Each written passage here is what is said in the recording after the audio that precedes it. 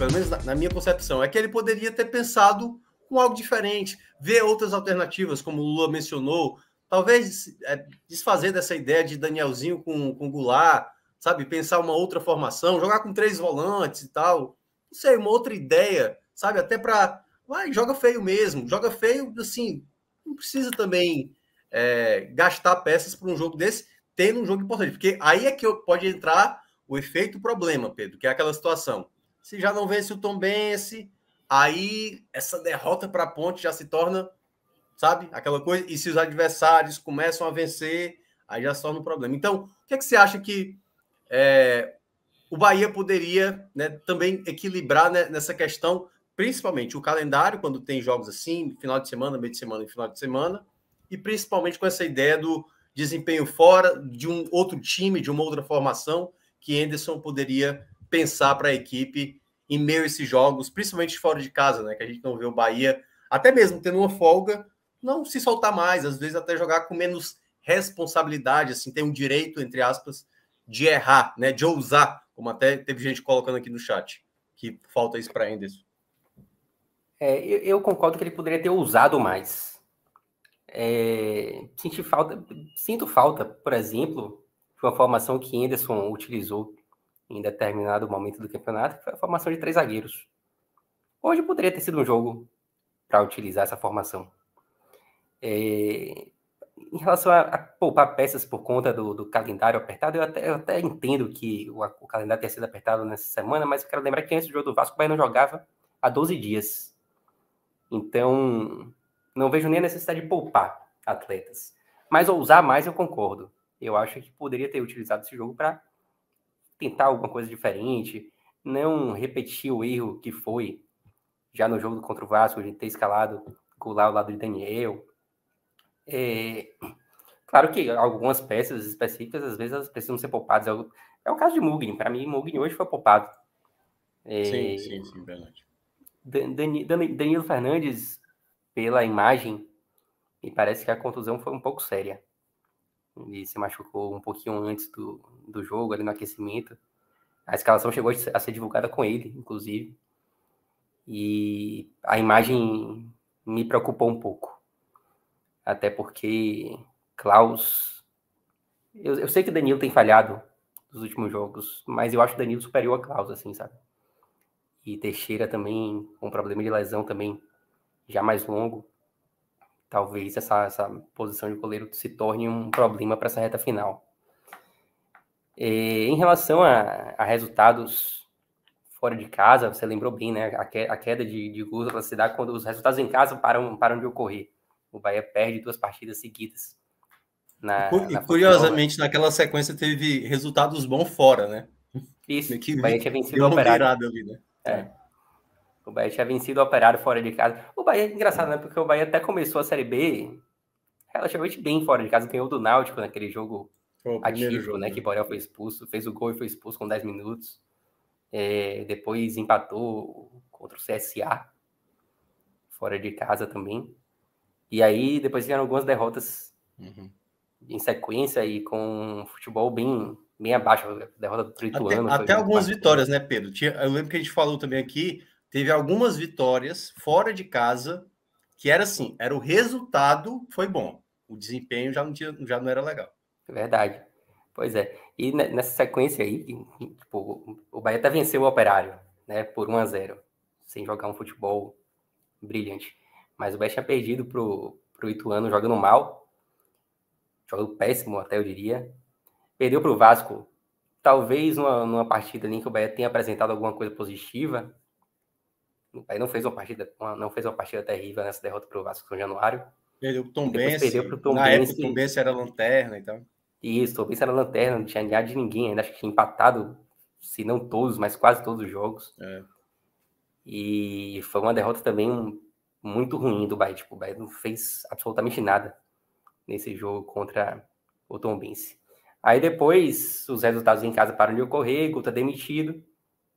E agora a gente já vem na sequência de 3 jogos também, aliás, 4 jogos já, sem vencer fora, com 3 derrotas. É isso que a gente está falando.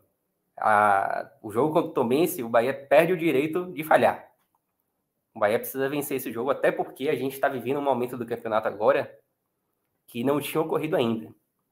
Que é um momento em que os times que estão ali um pouco atrás do G4 estão começando a pontuar mais do que o G4.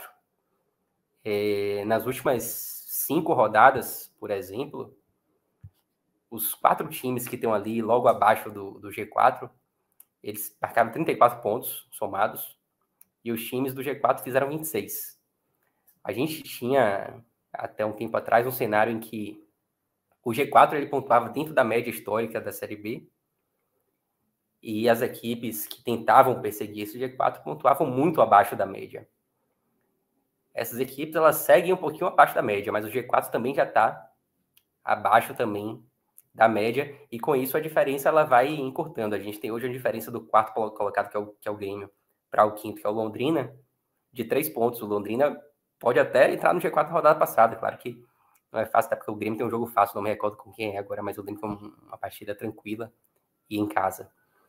É o Vila, que tá... É o Vila, que 9 jogos sem perder. Tá tão tranquilo, né? Pois é. 9 jogos tá, sem perder. Vendo uma crescente boa. Mas que tá lá embaixo, não é assim um adversário direto, né? Isso. O Grêmio precisa ganhar do Vila. E essa diferença ela não era tão grande ela não era tão pequena desde a 16ª rodada. Ou seja, já são 11 rodadas aí com diferenças superiores a 3 pontos. 11 rodadas em que você fala, na rodada seguinte o G4 não vai mudar. Uhum. Isso acaba nessa rodada agora, né? E a gente consegue ver isso, Pedro, a gente consegue ver isso através do Bahia mesmo. O Bahia chegou a ficar com 9 pontos. 10 pontos de distância, enfim, e hoje tem apenas 6, tá? A distância encurtou. E é como você falou, né? 3 pontos apenas do quarto para o quinto, o que não acontece há muitas rodadas. Muitas rodadas. Isso.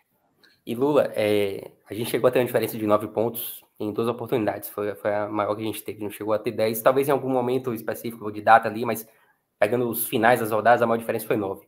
Mas essa rodada agora foi a primeira rodada em que o Bahia tem essa diferença para o quinto reduzida em 3 pontos. 3 pontos, dá pra dizer que a diferença meio que despenca, né? De 9 para 6, claro que ainda tem uma margem boa. Mas o Bahia ainda não tinha passado por isso em uma única rodada no campeonato. E quero lembrar o seguinte, o Londrina, ele já está ali na cola do Grêmio, e o Londrina, ele vai encostar mais ainda no G4. Ele tem tudo para encostar mais ainda, porque ele tem 2 jogos também tranquilos. Eu estou só abrindo aqui para me lembrar quais são. Operário primeiro. Ele tem o Operário fora, que é um time que está na zona do rebaixamento, e depois a Chapecoense em casa. Então, são 2 jogos pontuáveis, assim, né? Claro que jogar fora de casa nunca é bom, mas são 2 jogos que o Londrina pode pontuar. E, sem ser nessa rodada seguinte agora, mas na outra, tem um encontro aí de Grêmio e Vasco. Então, é provável que o Londrina consiga encostar ainda mais nesse G4. E aí cabe ao Bahia se distanciar desse bolo, sair dessa briga aí.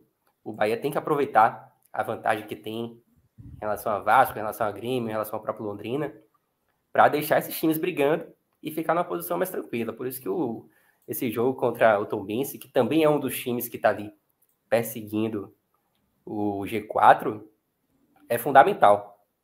O Bahia não vem ganhando fora de casa, precisa mostrar em casa que quer subir com uma certa tranquilidade. E o Bahia tem jogos assim, esse jogo do Tombense, embora seja em casa, não é um jogo tão fácil. E aí depois vem 2 jogos fora, né? Criciúma e Sport. Então, sequência chata e que o Bahia vai ter que se ligar, e ainda bem que ainda há uma gordura que dá um certo conforto. Mas também não dá para dizer que tá tranquilaço, não. Lula, a gente poderia estar tranquilaço se a gente não tomasse aquele gol nos acréscimos para o Londrina, né? A distância que hoje é de 3 pontos seria de 9, né? Então, aquele vacilo ali a vantagem para o Londrina, né? No caso, para o quinto não seria porque o Sport passaria a ser o quinto, né? Então seria de 8.